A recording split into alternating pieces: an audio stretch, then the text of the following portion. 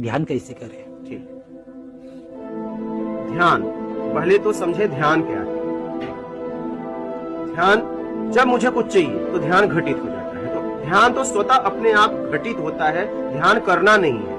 ध्यान स्वाभाविक घटित हो रहा है। ध्यान को समझना है घटित कहाँ हो रहा है। जो मुझे चाहिए उस पे ध्यान घटित हो जाता है। जैसे मुझे भोजन चाहिए, ध्यान कहाँ चला जाता है? भोजन पे। भोजन को मिल गया तो ध्यान कहीं और चला जाता है। हमारी जरूरतों में ध्यान घूम रहा है। आप समझ रहे हैं? ध्यान तो हर वक्त घटित हो रहा है, हर समय घटित हो रहा है। कहाँ हो रहा है? इच्छाओं में।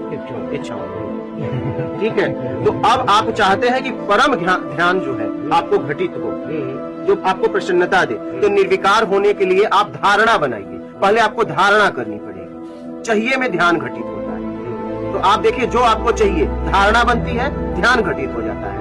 धारणा, ध्यान, समाधि, तुम ब्रह्म। समझ रहे हैं?